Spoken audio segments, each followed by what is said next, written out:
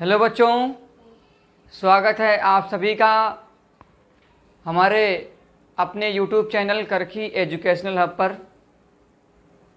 कैसे हैं आप लोग? उम्मीद है कि आप लोग जहाँ कहीं भी होंगे स्वस्थ होंगे और अपनी तैयारी को बेहतर बना रहे होंगे। आज की इस वीडियो लेक्चर में हम बात करने वाले हैं class 10th science part physics की, जिसमें चैप्टर नंबर 2 थ्योरिटिकल यानी थ्योरी के हिसाब से ये चैप्टर कंप्लीट हो चुका है। आज हम बात करने वाले हैं अंकिक प्रश्न। अंकिक प्रश्न अगर यहाँ से बनता है तो जो भी संभवतः क्वेश्चन बन सकते हैं, इम्पोर्टेंट क्वेश्चन, मैंने उस सबको एक साथ लेके आया। इसके बाद हो सकता है कि एक वीडियो और अंकिक प्रश्न की बने जिसमें इम्पोर्टेंट क्वेश्चन दिए जाएं, क्योंकि कुछ क्वेश्चन थे जो छूट गए हैं, तो वो क्वेश्चन आपको अगले वीडियो में मिलेंगे। और इस वीडियो में आपको जितना क्वेश्चन अभी दिख रहा है बोर्ड पे, ये पूरा हम पढ़ने वाले हैं। पिछले लेक्चर में हमने स्कैटरिंग ऑफ लाइट पढ़ा था, यानी प्रकाश का परिकिरण पढ़ा था, और इसके आधार पे कुछ फिनोमिना होती है, जैसे आकाश का रंग नीला दिखाई देना, और सूर्य उदय और सूर्य अस्त के समय सूर्य लाल रंग का दिखाई देना, और खतरे का सिग्नल लाल रंग का ही बनाया जाता है। ये सब क्वेश्चन इस पे बने थे और बताए गए कल पिछले लेक्चर में इसके। चलिए आज हम शुरू करते हैं अपनी क्लास को इस न्यूमेरिकल सेशन के साथ में। ये क्वेश्चन पहले आप नोट कर लें। इन सभी क्वेश्चन का सलूशन मैं बारी बारी से मिटा के देने वाला हूँ। ये पूरा क्वेश्चन आप नोट कर लें, जो स्लाइड पे लिखा हुआ है इस स्लाइड के क्वेश्चन को आप नोट कर लें। चलिए शुरू करते हैं। इसमें क्वेश्चन नंबर एक जो किताब है मेरे पास एनसीईआरटी की बेस्ड किताब है, और एनसीईआरटी के भी क्वेश्चन इसमें हैं और कुछ प्राइवेट क्वेश्चन भी मिलेंगे आपको। देखिए क्वेश्चन नंबर 1 क्या है। क्वेश्चन नंबर 1 आपके बोर्ड पे लिखा हुआ है, उस बोर्ड के हिसाब से हम चलेंगे जो क्वेश्चन इस पे लिखा हुआ है। ठीक है, इस पे लिखा हुआ है कि वायु में प्रकाश की चाल 3 लाख किलोमीटर पर सेकंड और कांच में प्रकाश की चाल 2 लाख किलोमीटर पर सेकंड है। अब वायु में प्रकाश की चाल जो है वह वायु कह दीजिए या निर्वात कह दीजिए, दोनों में एक ही है। यानी कि एयर में स्पीड ऑफ लाइट दिया हुआ है और मीडियम में स्पीड ऑफ लाइट दिया हुआ है। एयर में दिया है और मीडियम में दिया है। अब क्वेश्चन देखें, यहाँ पे एयर में दिया है तो एयर में स्पीड ऑफ लाइट को लिखते हैं हम किससे भाई? सी से। ये सी एयर दिया हुआ है, कितना दिया हुआ है? 3 लाख किलोमीटर पर घंटा पर सेकंड। ठीक है, पर सेकंड ये दिया हुआ है। ठीक, अब 3 लाख को आप ऐसे लिख लीजिए इसको। ठीक है, सिंपली तो ये हो जाएगा 3 इकाई दहाई सैकड़ा हजार 10,000 लाख।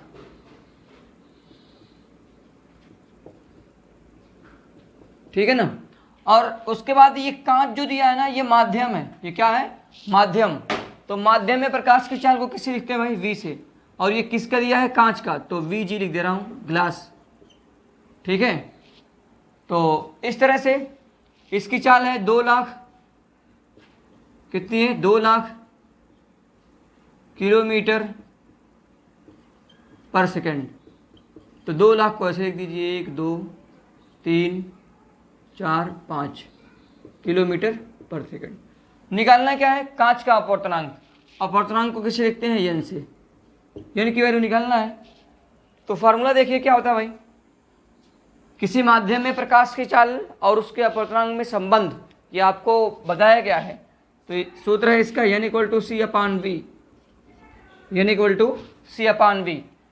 जैसे जैसे माध्यम में आप बढ़ते हैं वैसे वैसे ही प्रकाश की चाल जो है वो घटती जाती है। अगर अपवर्तनांक बढ़ रहा है तो प्रकाश की चाल क्या होगी?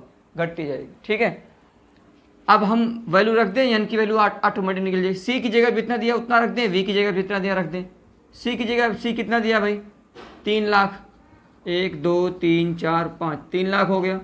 v कितना दिया है 2 लाख, 1 2 3 4 5, देखिए किलोमीटर पर सेकंड रखेंगे दोनों कट जाएंगे, यूनिट कुछ नहीं आएगी और अपूर्णांक की यूनिट होती भी नहीं है।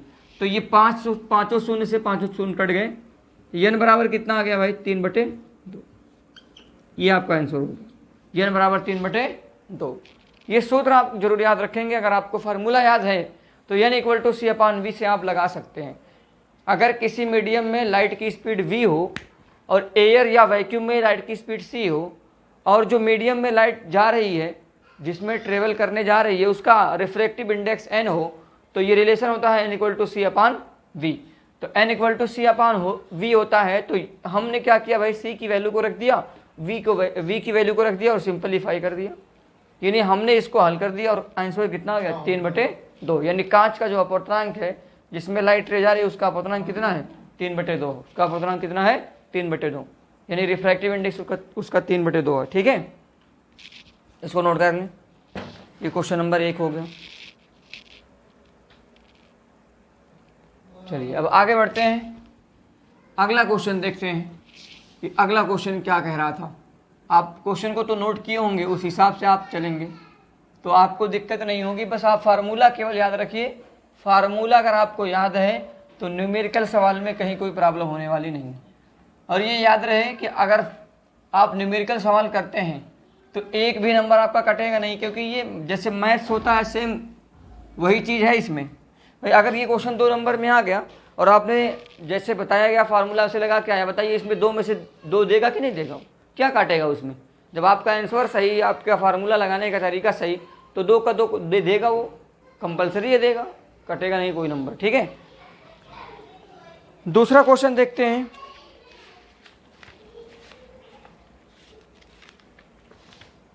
दूसरा क्वेश्चन कह रहा था हवा के सापेक्ष कांच का अपूर्णांक 1.5 है। किसके सापेक्ष दिया भाई, हवा के, और किसका दिया है कांच का। तो जिसके सापेक्ष उसको पहले और जिसका दिया है उसको बाद में, और अपूर्णांक को n से लिखते हैं। तो ANG कितना दिया है 1.5। ठीक है ना। आगे कह रहा है कांच हवा के लिए क्रांतिक कोण ज्ञात कीजिए। तो क्रांतिक कोण का मतलब C। बताइए अपूर्णांक और क्रांतिक कोण में क्या संबंध है भाई, अपूर्णांक और क्रांतिक कोण में क्या संबंध है। तो फार्मूला होता है भाई n बराबर 1/sin c, n बराबर 1/sin c, या साइन को उल्टा करके लिख देता है cosec c भी लिख सकता है। तो ये सूत्र होता है, क्योंकि 1/sin थीटा बराबर होता है cosec थीटा, या cosec थीटा बराबर होता है 1/sin थीटा। तो यहाँ c है थीटा के जगह पे, तो c हो जाएगा। ठीक है, अब हम ANG की वैल्यू रख देंगे, जो दिया है उसके हिसाब से इसमें रख देंगे। कितना दिया भाई ANG, ये ANG के लिए ही है और उसी के लिए पूछा भी है। तो ANG की वैल्यू कितना 1.5, तो ये हो जाएगा 1.5 अपान से 1 अपान, इसकी वैल्यू आपको निकालना है साइन सी। ठीक है, तो अब देखिए यहाँ कितना हो जाएगा भाई 1.5 इंटू साइन सी बराबर 1, इसके नीचे 1 मान करके क्रॉस मल्टीप्लाई कर दीजिए, इसका इधर इसका इधर। तो साइन सी का इसमें करेंगे तो 1.5 इंटू साइन सी, 1 का 1 में करेंगे 1 आएगा। अब यहाँ साइन सी रहने दीजिए क्योंकि इसी की वैल्यू निकालना है। तो साइन सी बराबर हो जाएगा 1/1.5। इसको डिवाइड कर दीजिए, तो डिवाइड करेंगे तो कितना आएगा भाई 10/15, और भाग करेंगे तो ये आ जाएगा 0.67। कितना जाएगा 0.67। ये साइन सी बराबर आ गया। ठीक है, तो साइन सी बराबर आ गया तो याद रहे कि ये जो 0.67 वैल्यू है ये दिया रहेगा उसमें, ये वैल्यू है साइन 42 की। किसकी है भाई, साइन 42 की वैल्यू होती है 0.67, ये होती है साइन 42 की वैल्यू। तो हम इसकी जगह पे क्या रख सकते हैं साइन 42। तो साइन सी बराबर क्या हो जाएगा भाई साइन 42, इसकी जगह पे आ गया 42। अब देखिए साइन कंपेरिजन कराएंगे तो सी बराबर कितना जाएगा, ये हट जाएगा, साइन कट जाएगा, तो सी बराबर कितना जाएगा 42 डिग्री। इसका मतलब क्रांतिक कोण कितना है 42 है। कितना है 42। ये आपका क्रांतिक कोण निकल गया। सिंपली आपको कैलकुलेशन केवल करना है, फार्मूला जानते हैं, कैलकुलेशन कर दीजिए आंसर। ये वैल्यू आपको याद करने की जरूरत नहीं है, उसमें 42 की वैल्यू दी रहेगी। या ऐसा कोई वैल्यू अगर आएगा जो टेबल में नहीं आती है, जैसे 0 टेबल में आता है, 30 आता है, 45 आता है, 60 आता है, 90 आता है, ये सब टेबल में आते हैं। ये सब टेबल में आप जब ट्रिग्नोमेट्री लगाते हैं, त्रिकोणमिति लगाते हैं, तो त्रिकोणमिति में सभी एंगल दिए रहते हैं। अगर ऐसे कोई एंगल आते हैं तो नहीं देता है, या नहीं देगा तो कोई दिक्कत नहीं है, आप याद कर लीजिए, उसको वहाँ से लर्न कर लीजिए, और उसको याद करने का आसान तरीका भी है। लेकिन इसके अलावा कोई वैल्यू आती है, जैसे 35 हो गई, 37 हो गई, तो इन सब की वैल्यू आपको देगा। जैसे यहाँ देखिए 42 की वैल्यू क्वेश्चन में दिया हुआ था कि 40 sin 42 बराबर 0.67 है, तो मैंने 0.67 की जगह क्या रख दिया भाई, 42 रख दिया, sin 42। उसके बाद कंपेरिजन कराया तो साइन से साइन हट जाएगा, सी बराबर क्या जाएगा 42, क्या आ जाएगा 42।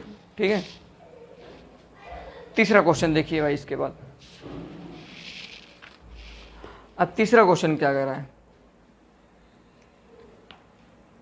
हाँ, क्वेश्चन नंबर 3 कह रहा है वायु के सापेक्ष जल तथा कांच के अपवर्तनांक क्रमशः 4/3 तथा 3/2 हैं। जल का कांच के सापेक्ष अपवर्तनांक ज्ञात कीजिए। इसको समझिएगा, बहुत लोग इसमें कंफ्यूज हो जाते हैं। आप तरीका देखिए लगाने का, कंफ्यूज नहीं होंगे कभी भी। कैसे लगेगा देखिएगा, लिखने का तरीका देखिए भाई। जिसका अपवर्तनांक दिया है उसको बाद में लिखिए, उसको बाद में करिए, जिसके सापेक्ष दिया है उसको पहले लिखिए।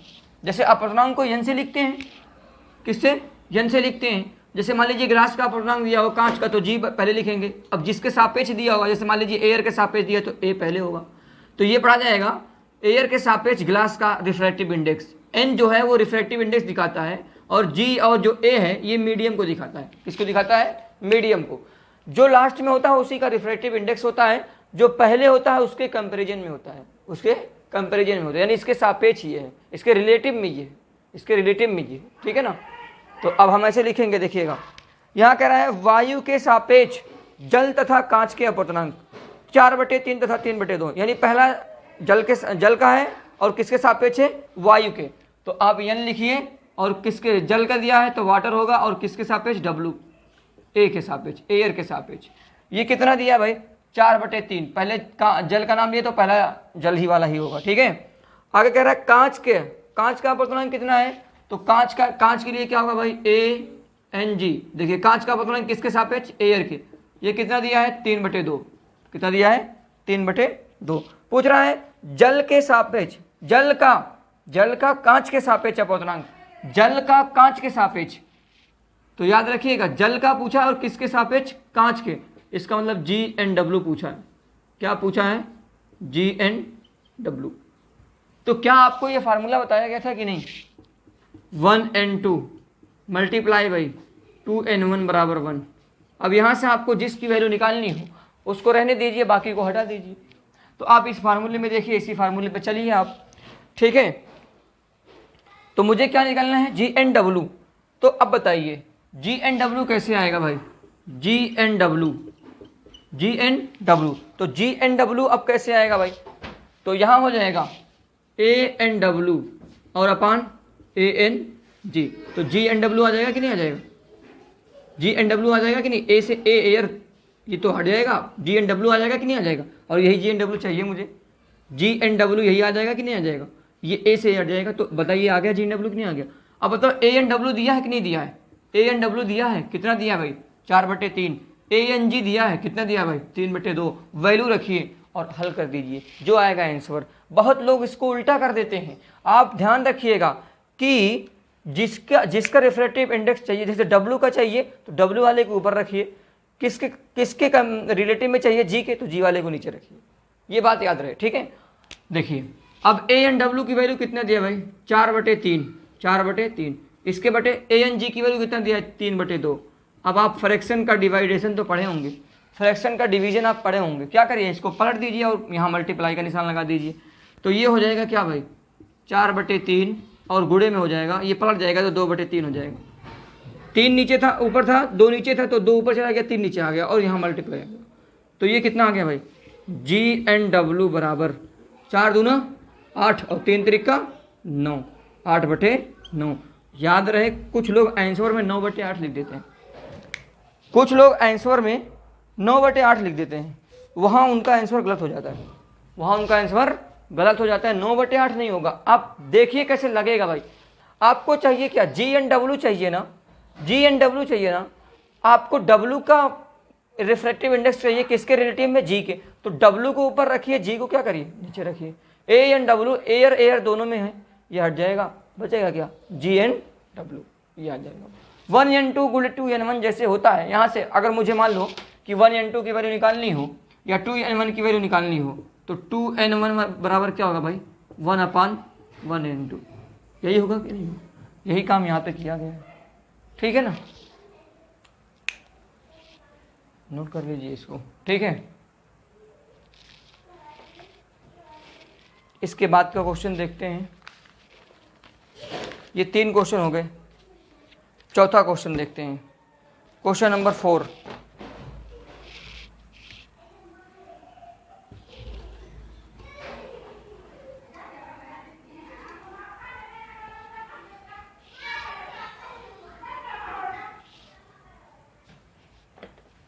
क्वेश्चन नंबर 4 कह रहा है एक अवतल लेंस की फोकस दूरी 15 सेंटीमीटर है। इस लेंस से 10 सेंटीमीटर दूर रखी वस्तु के प्रतिबिंब की स्थिति एवं प्रकृति ज्ञात कीजिए और किरण आरेख भी खींचिए। ये चित्र भी बनाना आपको, रे डायग्राम भी खींचना है, ठीक है। और यहाँ पर फोकल लेंथ दिया है अवतल लेंस की 15 सेंटीमीटर और इसके सामने कोई ऑब्जेक्ट रखी हुई है 10 सेंटीमीटर पर। तो हम इसके जो क्वेश्चन दिया है उसके अनुसार सॉल्व करते हैं इसको, ठीक है। यह आपका क्वेश्चन नंबर 4 है। क्या है क्वेश्चन नंबर 4, क्या भाई, अकॉर्डिंग टू क्वेश्चन, प्रश्नानुसार, जिस तरह प्रश्न कह रहा है उसी के अनुसार चलते रहेंगे। प्रश्नानुसार, अकॉर्डिंग टू क्वेश्चन, क्या कह रहा है क्वेश्चन, कह रहा है एक अवतल लेंस की फोकस दूरी 15 सेंटीमीटर है। किसी भी लेंस की फोकस दूरी हो उसको हम किससे लिखते हैं, एफ से। किससे, एफ से। अवतल लेंस की फोकस दूरी क्या होती है, पॉजिटिव की नेगेटिव, अवतल लेंस की फोकस दूरी नेगेटिव होती है, क्या होती है, नेगेटिव। इसलिए यहाँ भाई अब क्या हो जाएगा, क्या दिया है, यहाँ जो दिया है उसको नोट करिए। दिया है, क्या दिया है भाई, अवतल लेंस की फोकस दूरी, अवतल लेंस की फोकस दूरी, और फोकस दूरी को किससे लिखते हैं, एफ से। ये नेगेटिव हो गया, कितना दिया है, 15 सेंटीमीटर, ये हो गया। आगे कह रहा है इस लेंस से 10 सेंटीमीटर दूर रखे वस्तु के प्रतिबिंब की स्थिति प्रकृति ज्ञात कीजिए। वस्तु की दूरी कितना दिया है भाई, अवतल लेंस से वस्तु की दूरी, अवतल लेंस से वस्तु की दूरी, और वस्तु की दूरी को u से लिखते हैं, किससे लिखते हैं, u से। तो u बराबर क्या होगा, ये भी नेगेटिव होगा क्योंकि हमेशा इन फ्रंट ऑफ मिरर होता था, ठीक है, इन फ्रंट ऑफ लेंस होता था, वो दूरी नेगेटिव होती थी। वो कितना दिया है, 10। स्थिति निकालने के लिए पहले आप v निकाल दीजिए। स्थिति निकालने के लिए क्या निकालिए भाई, v। क्या ज्ञात करना है उसको लिख लीजिए, ज्ञात करना है, क्या ज्ञात करना है, प्रतिबिंब की स्थिति,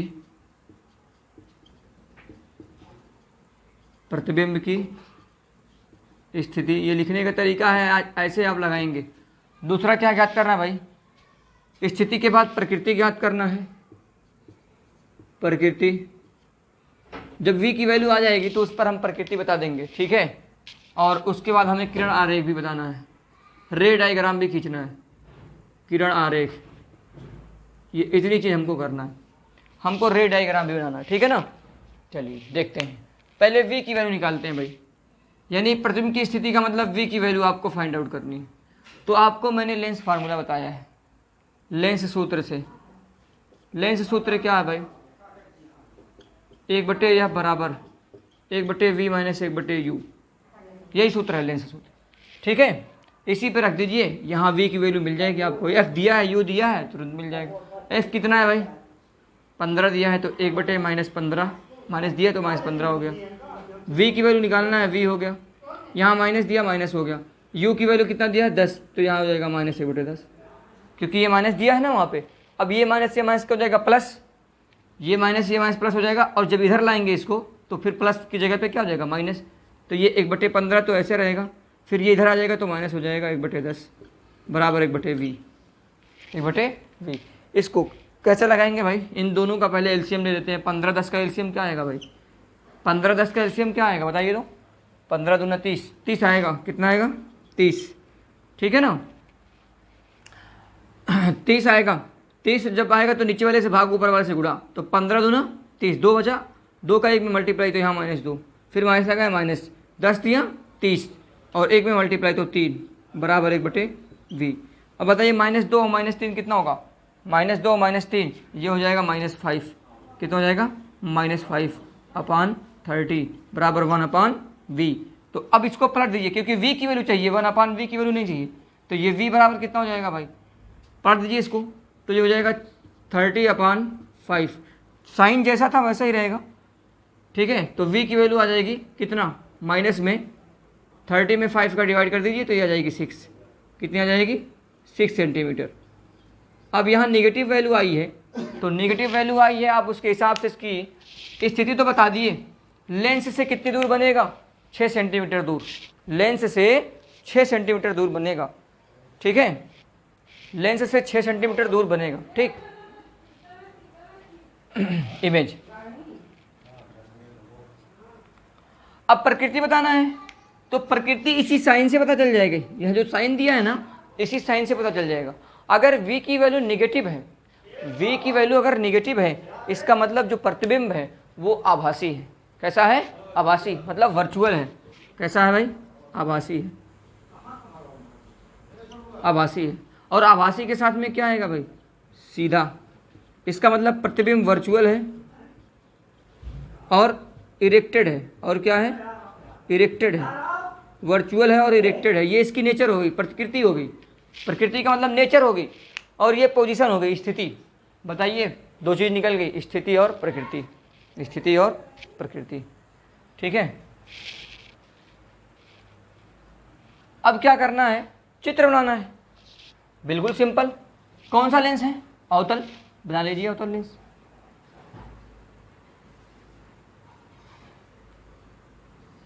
बन गया, ठीक है।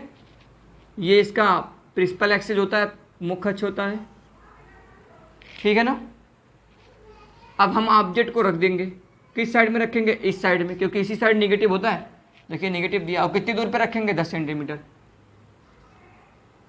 ठीक है। तो अब देखिए क्या होगा भाई। ये आपका मान लीजिए ऑब्जेक्ट है, यहाँ पे ऑब्जेक्ट रखा हुआ है, और यहाँ से यहाँ तक की डिस्टेंस दिखाइएगा। ये आपका ऑप्टिकल सेंटर है, ठीक है। यहाँ से यहाँ तक की जो डिस्टेंस है वो दिखाइएगा कितना? माइनस में 10 सेंटीमीटर, यहाँ से यहाँ तक। फोकल वाली यहाँ दिखा देंगे, फोकस यहाँ दिखा देंगे। और फोकस कितना दिया है? 15। तो यहाँ से यहाँ तक की जो डिस्टेंस होगी वो कितना होगी भाई? माइनस में 15, ठीक है ना। अब इसके बाद इमेज फॉर्मेशन के लिए क्या होगा? एक लाइट रे को इससे गुजारना है, ऐसे करके, ठीक है ना। तो ये डाइवर्जिंग नेचर का होता है, किरण फैल जाएगी, ठीक है। दूसरी लाइट रे को सेंटर ऑफ कर्वेचर से गुजारना है, यानी ऑप्टिकल सेंटर से। ऑप्टिकल सेंटर से जो लाइट रे जाती है वो सीधी निकल जाती है, कहीं मुड़ती उड़ती नहीं।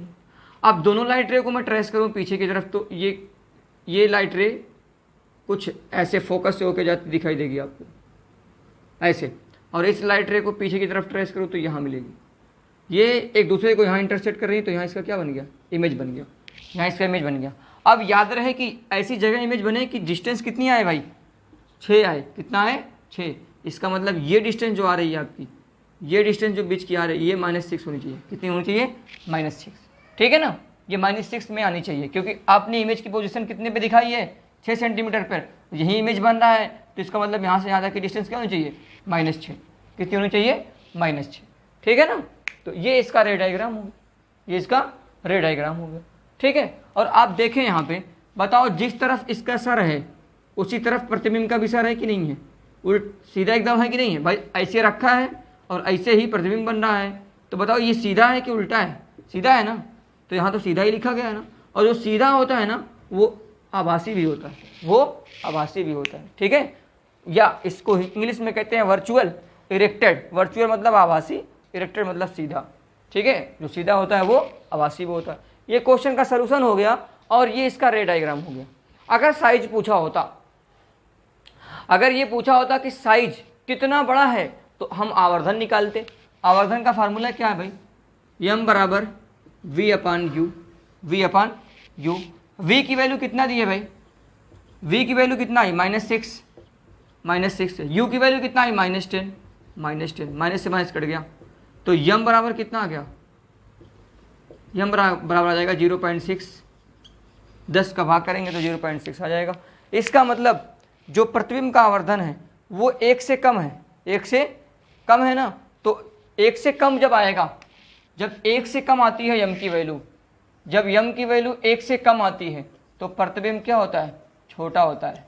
किससे, वस्तु से, किससे, वस्तु से, ठीक है ना, छोटा होता है। और आप देख रहे हैं वस्तु इतनी बड़ी और प्रतिबिंब इतना छोटा, छोटा दिख भी रहा होगा, छोटा आपको इसमें दिख भी रहा है, देखिए इतनी बड़ी और इतना छोटा, बन रहा है कि नहीं बन रहा, छोटा छोटा बन भी रहा है और छोटा होता भी है, क्योंकि m की वैल्यू अगर 1 से कम आई तो इसका मतलब यह जो 1 से कम आया है, इसका मतलब इमेज की जो साइज है वो ऑब्जेक्ट की कंपैरिजन में छोटा है। क्या है, छोटा है, डिमिनिश्ड है, जिसको बोल देंगे, क्या बोल देंगे, डिमिनिश्ड है। और अगर 1 से बड़ी आ गई, अगर 1 से बड़ी आई होती तो बड़ा हो जाता, 1 के बराबर आई होती, 1 के बराबर आई होती तो वस्तु के बराबर हो जाता।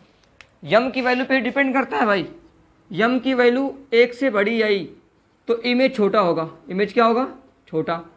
यम की वैल्यू 1 से छोटी आई तो इमेज क्या होगा, बड़ा होगा। यम की वैल्यू 1 के बराबर आई, यम की वैल्यू 1 की बराबर आई तो यहाँ पर क्या होगा, बराबर इमेज होगा। जितनी बड़ी वस्तु होगी उतनी ही बड़ा इमेज होगा। यही m की वैल्यू याद रखिए, m की वैल्यू पे ही डिपेंड करती है साइज, कि कितना बड़ा वस्तु होगा और कितनी बड़ी प्रतिबिंब। ठीक है, ये क्वेश्चन नंबर 4 था। क्वेश्चन नंबर 4 के कुछ तरीके से दिए गए थे, अब इसको लगा दिए। ठीक है, कुछ इस तरीके से क्वेश्चन नंबर 4 था और रे डायग्राम भी बता दिए आपने। देखिए यहाँ निकालना क्या, प्रतिबिंब की स्थिति, ये स्थिति आ गई, प्रकृति, ये प्रकृति आ गई कि आभासी और सीधा होगा। और अगर साइज पूछता तो साइज भी हो जाता छोटा, किससे, वस्तु से। किरण आरेख पूछा था, देखो किरण आरेख बन गया, किरण आरेख बन गया। बाकी नॉमिनेशन कर दीजिए, मान लीजिए आपको नॉमिनेशन करना है ए बी, ये इमेज हो गया ए डैश बी डैश, लेंस को L1 L2 और बीच में जो है, ठीक है ना, तो ये नॉमिनेशन भी हो गया इसका। ठीक, अब नॉमिनेशन भी कर सकते हैं इस तरीके से। ये क्वेश्चन यूपी बोर्ड में आया हुआ है। ठीक है, तो ये आपको मिल गया क्वेश्चन नंबर 4 का सलूशन, आप इसको नोट कर लीजिए। आशा करता हूँ आप समझ रहे होंगे क्वेश्चन नंबर 4 के सलूशन को।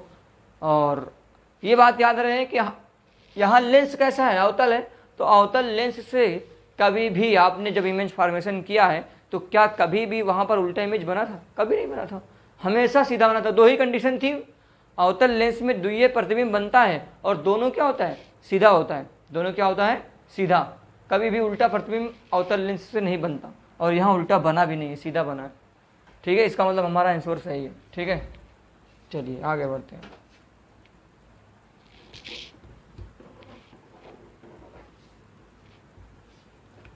आगे बढ़ते हैं, एक क्वेश्चन और देखते हैं। 6-7 क्वेश्चन थे टोटल, एक क्वेश्चन और मैं लगा देता हूँ, उसके बाद आप अपना होमवर्क रखिएगा 1-2 क्वेश्चन।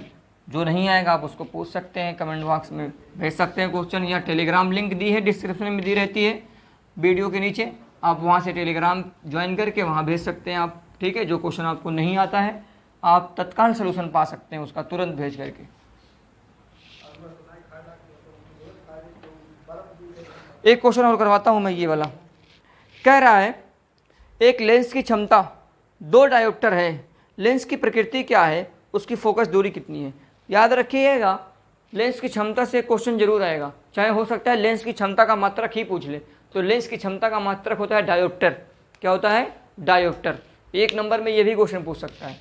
ठीक है, तो लेंस की क्षमता कितना दिया भाई, 2 डायोप्टर, और प्लस में दिया है, इसका मतलब पावर ऑफ लेंस दिया है कितना भाई, +2 dioptre. D for dioptre, D का मतलब है डायोप्टर। ये पावर ऑफ लेंस दिया है। पूछ रहा है nature of lens and focal length of lens. Nature of lens और फोकल लेंथ ऑफ लेंस, देखिए लगाने का तरीका वही है, क्या दिया है, क्या ज्ञात करना है, आप वैसे लगाएंगे।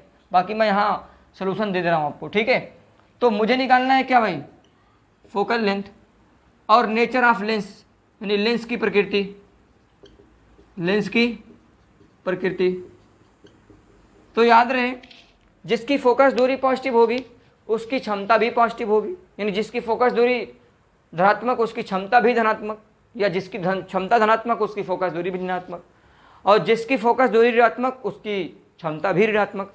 अब बताइए यहाँ क्षमता क्या दिया है, पॉजिटिव दिया है कि नेगेटिव? पॉजिटिव दिया है। तो इसका मतलब ये लेंस कैसा है, ये लेंस कैसा है? आपने अवतल लेंस अभी देखा था, अवतल लेंस में फोकस दूरी क्या आई थी, नेगेटिव। लिए थे कि नहीं लिए थे? तो यहाँ इसका मतलब ये लेंस कैसा होगा, उत्तल होगा। कैसा होगा, उत्तल लेंस होगा ये। यानी ये जो लेंस की प्रकृति है ये कैसी होगी भाई, कॉन्वेक्स होगी। कैसी होगी, नेचर ऑफ लेंस कैसा होगा, कॉन्वेक्स, उत्तल लेंस होगा। क्या होगा, उत्तल लेंस होगा।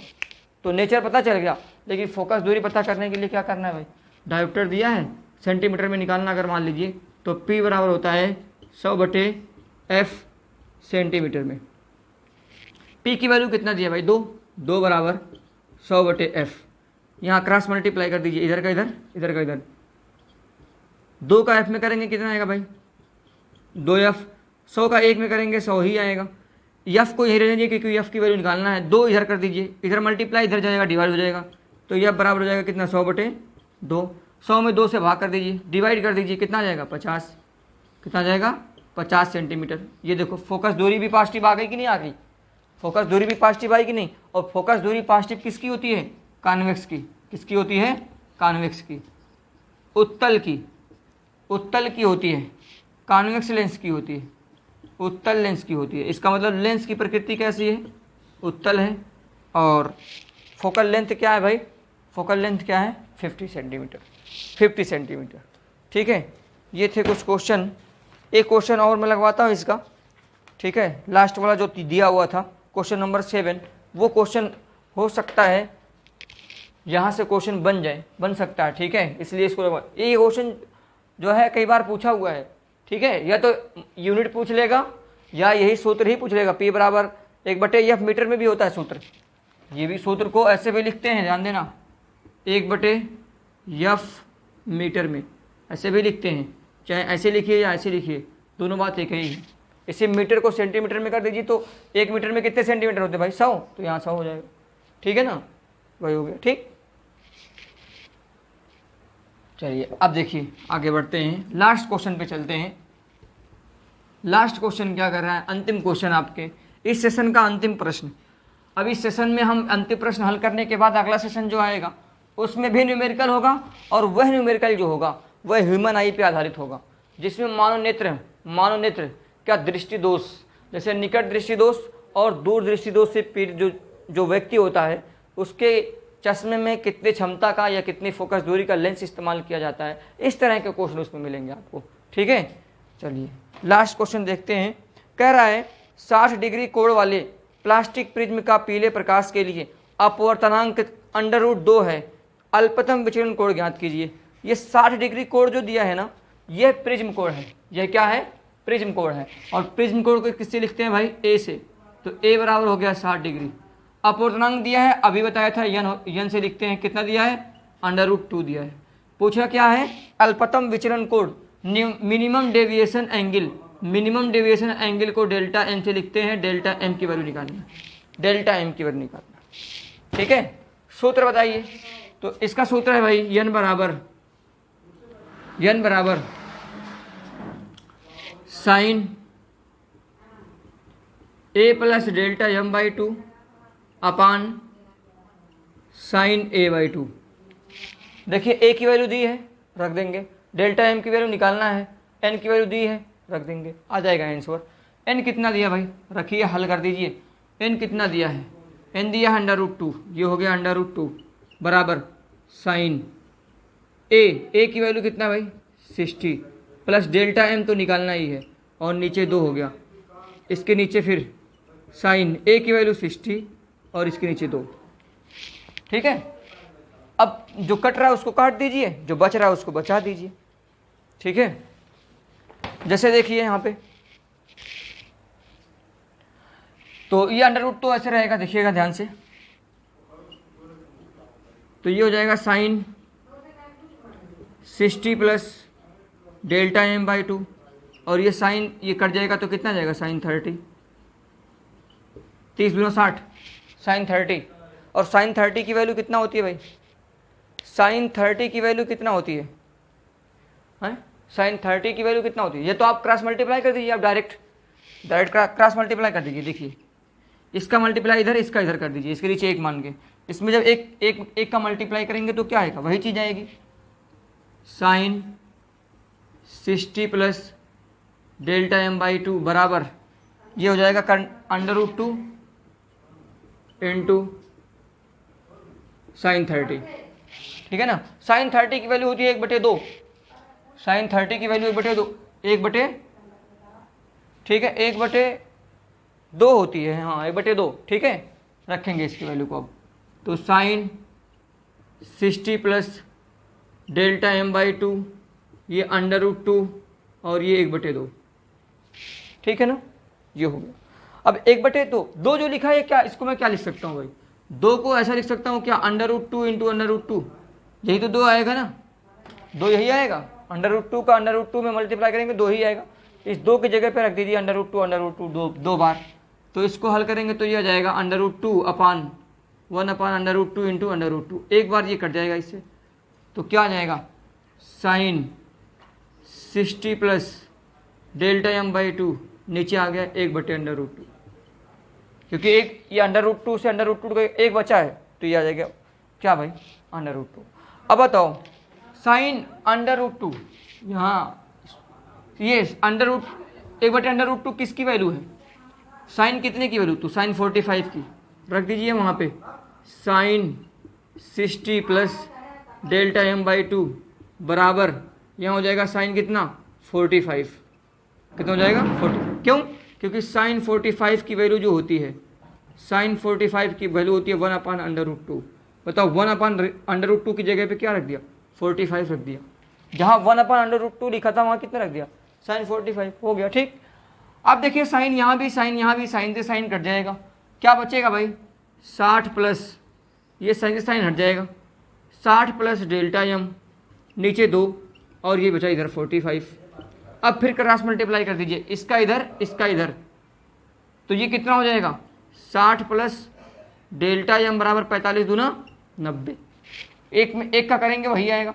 अब देखिए अंक के साथ में डेल्टा एम की वैल्यू निकालना, डेल्टा एम रहने दीजिए, इसको इधर कर दीजिए, ये इधर पॉजिटिव बदल जाएगा नेगेटिव हो जाएगा, तो डेल्टा एम बराबर कितना आ जाएगा भाई, डेल्टा एम बराबर 90 माइनस 60, 90 माइनस 60, तो डेल्टा एम इक्वल टू आ गया कितना 30, यही डेल्टा एम ही तो निकालना था, देखिए डेल्टा एम ही निकालना था, ठीक है। तो इस तरह से डेल्टा एम आपको यहाँ मिल गया। ये क्वेश्चन अगर आएगा तो लॉन्ग में आएगा, लगभग जो है 4 नंबर में क्वेश्चन आ सकता है, 4 नंबर में, इतना सॉल्व करेंगे तो आपको 4 नंबर मिलेंगे, लेकिन जैसा दिया गया तरीका होगा उसी हिसाब से हल करेंगे, क्या दिया है उसको पहले नोट करेंगे, क्या ज्ञात करना है उसको नहीं, उसके बाद तब आप फार्मूला लगा करके हम जानते हैं कि ये फार्मूला है, उसके बाद आप अपना सोल्यूशन देंगे, ठीक है। और हर एक जगह ये लिख देंगे, जैसे यहाँ मैंने साइन 30 की वैल्यू रखा, यहाँ मैंने साइन 30 की वैल्यू रखा ना 1/√2, ये 1/2, तो यहाँ लिखेंगे साइन 30 बराबर क्या होता है 1/2 होता है, 30 की जगह पे 1/2 रख दिया। अब 2 को क्या लिख सकता हूँ √2 इंटू √2 दो बार, तो एक बार ये √2 से कट जाएगा, तो बचेगा क्या 1/√2। अब उसके बाद फिर साइन 45 होता है 1/√2, तो मैंने 1/√2 की जगह साइन 45 रख दिया। उसके बाद साइन से साइन कट गया, अब बचा क्या 60 प्लस डेल्टा एम अपान 2 और इधर 45, अब इसके नीचे एक मान करके क्रॉस मल्टीप्लाई कर दिया और हल कर दिया, जो आया वही आंसर हो गया। तो आंसर कितना आ गया भाई 30 डिग्री, ठीक है। इस तरह से आप जो है किसी भी क्वेश्चन की क्वांटिटी को मत देखिए, क्वेश्चन क्वांटिटी में कभी मत लगाइए, क्वेश्चन के कॉन्सेप्ट सीखिए। अगर क्वांटिटी बनानी है क्वेश्चन की तो एक कॉन्सेप्ट पे 1000 क्वेश्चन आप लगा सकते हैं, बना सकते हैं।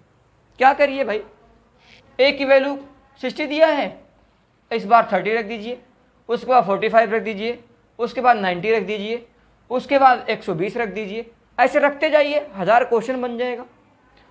यन दिया है √2, एक बार जो है आप 1/√2 रखिए, एक बार आप जो है 1 रख दीजिए, एक बार आप जो है इसको करडिम √3/2 रख दीजिए, √3/2 रख दीजिए, तो बार बार क्वेश्चन बन जाएगा। कभी डेल्टा एम को दे दीजिए, यन निकालने के लिए कह दीजिए, कभी डेल्टा एम को ए को एन को दे दीजिए, ए निकालने के लिए। बताइए हजारों क्वेश्चन बन सकता है कि नहीं, इस पर हजारों क्वेश्चन बन सकता है क्वांटिटी में। लेकिन आप कॉन्सेप्ट सीख गए कि नहीं ऐसे लगेगा, तो आप हजारों क्वेश्चन ऑटोमेटिक बता सकते हैं। तो क्वांटिटी में क्वेश्चन को मत ले जाइए। क्वांटिटी में अगर क्वेश्चन लगाएंगे तो आपको क्वेश्चन 1000 लगा के गए, 1000 लगा के गए, क्वेश्चन 1001वां आ गया, तब क्या करेंगे भाई, तब फिर फंस जाएंगे। लेकिन अगर आप कॉन्सेप्ट को सीखे हैं तो 1000 नहीं, 1000 क्या 1,00,000वां क्वेश्चन आ जाए तब भी आप लगा सकते हैं, उसमें कोई दिक्कत नहीं। आपने कॉन्सेप्ट सीखा है, कॉन्सेप्ट को अप्लाई करिए, जो सीखा वही अप्लाई कर दीजिए, जो सीखे हैं उसी को अप्लाई कर दीजिए और तुरंत आंसर आ जाएगा आपका। कैलकुलेशन सही होना चाहिए, कैलकुलेशन आपका जोड़ घटाना सही होना चाहिए, जोड़ घटाना गुणा भाग यही किया जाता है, केवल जोड़ घटाना गुणा भाग, ठीक है, ये आपका सही होना चाहिए। ये अगर आपका कैलकुलेशन सही है, कॉन्सेप्ट सीखे हैं और कॉन्सेप्ट पे आप क्वेश्चन लगा रहे हैं, उसी फार्मूले पे लगा रहे हैं, तो आपका आंसर कभी गलत नहीं होगा। क्वांटिटी से नहीं मतलब है, ये नहीं कि मैं 5 क्वेश्चन लगाया, 7 क्वेश्चन लगाया, बहुत कम क्वेश्चन लगाया, ऐसा नहीं। मैं जो क्वेश्चन लगवाया हूँ वो हर एक फार्मूले पे लगवाया, ये नहीं कि एक फार्मूले पे 10 क्वेश्चन लगवा दिए। अभी मैं चाहता एक फार्मूले पे 10 क्वेश्चन लगवा देता, क्वांटिटी बढ़ जाती, 50 क्वेश्चन हो जाते, लंबा सेशन चलता 2 घंटा 4 घंटा का, और आप उसको लंबा सेशन देखते और तुरंत क्लिक करके उसको देखने लगते। ये नहीं देखते कि एक ही फार्मूले पे कितना क्वेश्चन लगवा रहा है। अरे भाई एक फार्मूले पे एक क्वेश्चन लगाइए, कॉन्सेप्ट को उसको सीख लीजिए, हो सकता है अगली बार क्वेश्चन चेंज कर दे, वो ना पूछ करके दूसरा कुछ पूछ ले। जैसे इसी में भाई 3 चीज का रिलेशन है, ए एन डेल्टा एम, तीनों में से 2 देगा 1 पूछेगा, 2 देगा 1 पूछेगा। डेल्टा एम इस बार पूछा है, कभी डेल्टा एम दे सकता है, ए दे सकता है, एन पूछ सकता है, एन पूछ सकता है, कभी जो है डेल्टा एन दे सकता है, एन दे सकता है, ए पूछ सकता है। तो आप फार्मूला देखिए, कॉन्सेप्ट सीखिए, क्वांटिटी में मत जाइए, ठीक है ना। हाँ, अगले लेक्चर में हम ह्यूमन आई पे जो आधारित क्वेश्चन है, जो ह्यूमन आई पे न्यूमेरिकल बेस्ड न्यूमेरिकल क्वेश्चन है, उसको लेके आएंगे। तो अगले लेक्चर में जो आपका क्वेश्चन न्यूमेरिकल बचा हुआ है उसको हम पूरा कर देंगे। तो ये आपका लेक्चर, ये चैप्टर न्यूमेरिकल सहित और थ्योरी सहित कंप्लीट हो जाएगा। तब तक के लिए आप अपना ख्याल रखें और मिलते हैं अब नए लेक्चर में नए टॉपिक के साथ। थैंक यू, धन्यवाद।